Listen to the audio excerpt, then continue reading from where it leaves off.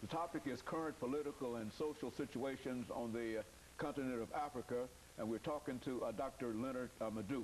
Now, Dr. Madu, I think you've already indicated that things are much better in Africa than they have been in a long time, and let's continue our conversation. Yeah, like I was saying, these elections this year, have been watershed, in a lot of African countries, and also in Togo, they had their election this year, which was adjudged to be free and fair by the European Union and other international organizations. President Nyasimbe, got re-elected on that 5-year term. Next year, some important elections are coming on. Nigeria will be voting in April for president and senatorial and legislative seats.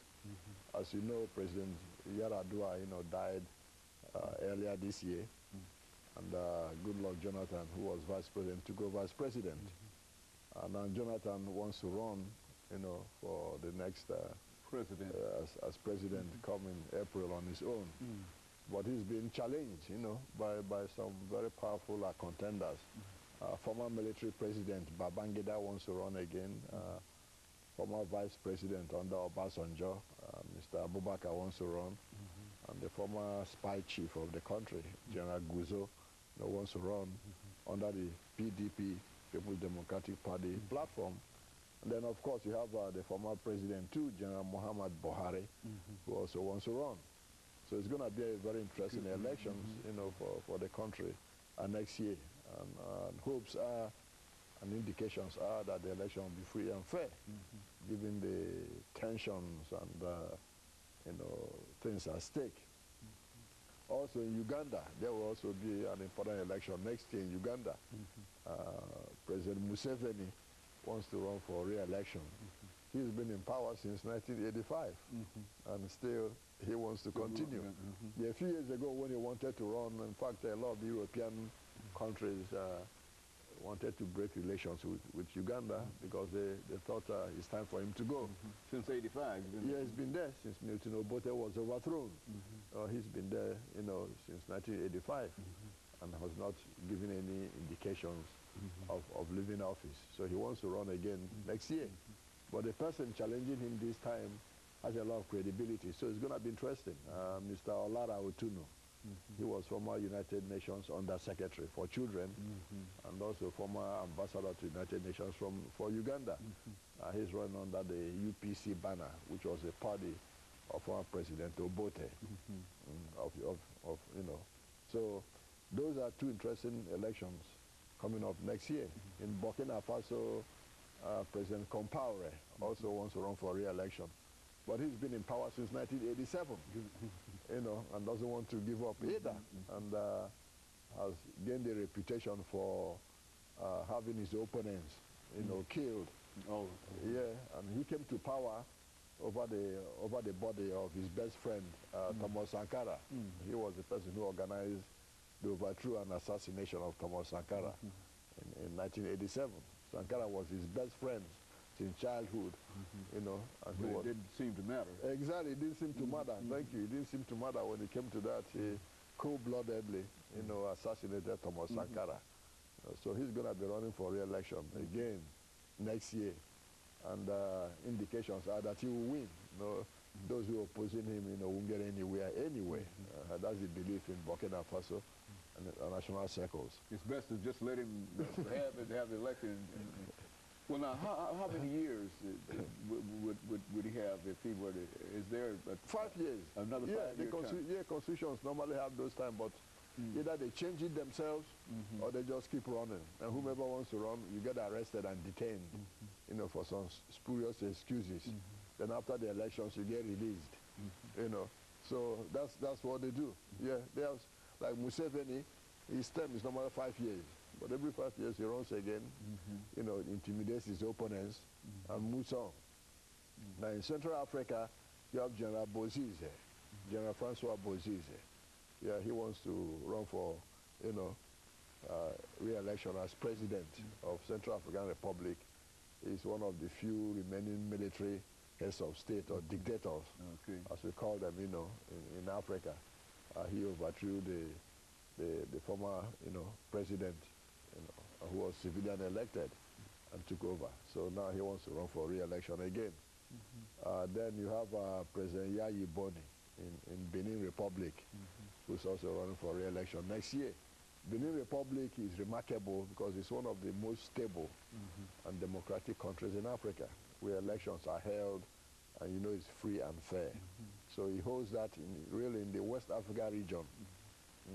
Benin comes first. It seems to me that all these individuals who wish to run for president, have they ever thought in terms of trying to run for president as a democratic, you know, to try to bring about democratic changes in there? Are there any reform candidates ever running for president in Nigeria in any of these aspects? I don't mean to be facetious, but you know, I mean, oftentimes, you know, people want to improve things and etc. rather than just sitting there as president. Sitting in the office. That's correct. Your question is very relevant, and that's the problems a lot of the countries are having in Africa. It's not that they don't have the materials, people to do it. They do. But a lot of those who want to get into politics get frustrated out of it because of what they see. You know, sometimes they have to rig it. Sometimes they have to give people money to change, you know, results without even, you know, counting the votes. All those things. So a lot of, you know, Africans who have the intellect, you know, to change things, like you said, bring out reforms and changes, are sidelined, or they are scared of even getting into that arena because they know, you know, it's life and death. Life and death. Yeah, either you're getting killed or you just get arrested on this and thrown in jail for all that. Yeah, so that's a very good question. Yes, a lot of them want to be president, want to be vice president, want to be prime minister, just to sit there and do nothing. Yeah. You see, normally you'll expect somebody who wants to be president to have some ideas of how to bring changes, improve things, feed folks, exactly, feed folks, build schools, build hospitals, you know, and let people know what the government is planning to do in the next 4, 5 years, 6 years. You never hear that. Like those running for election in Nigeria now, you can ask any of them to give you a manifesto. What is he going to do? How many schools are you going to build in the next 5 years when you're in power? You know, how are you going to improve the electric situation in the country in the next 5 years? How many jobs are you going to create in the next 1 year, 2, 3, 4, 5 years? You know, how many places are going to have schools? You know, none of that. Up till now, I've been searching none of that. They just want to be president. And because they have a population, you know, that is not very, very politicized or not very well educated, you know, to read between the lines, then they can get away with it. Most of them won't even debate, you know, to come on TV and sit and debate each other, let people hear them talk and say, no, no. A lot of them hide away from those things because they don't even have any ideas to tell the people. Okay? Only thing they want to do is to be president or be that's correct. Or whatever. Yeah, intimidate people and be president, commander-in-chief of the armed forces and all that day in and day out, you know. But tell them to give you a broad, strategic, you know, proposals of how you're going to change things. Like now, people in Nigeria want constant electricity, constant power. None of them have said, this is how I'm going to do it in the next 5 years. Every village, you know, will have lights. None of that, okay? Schools, a lot of schools now, a lot of students are on strike, okay? Now, by the time they go back to school, it will be 1 semester or 2 gone. How are you going to stabilize those kind of situations so these things don't continue happening? Water. The country has huge water resources.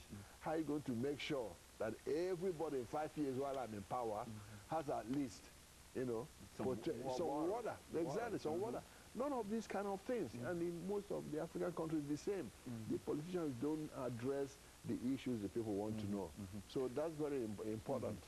And of course, Dr. LMadu, we're coming to the end of the show for today. And what we're going to have to do is to have you back and to talk about the United States initiatives toward Africa, because I think that too is important. But I think what you've already laid out here is that Africa is coming back, but once many of these individuals who are more concerned about their own personal political involvement develop some kind of initiative dealing with the people, you see, then I think that we'll see a better situation in Africa. But I certainly want to thank you and tell you how much we appreciate you coming by and giving us that information. And let me encourage our audience to tune in again next week for another informative edition of Comments.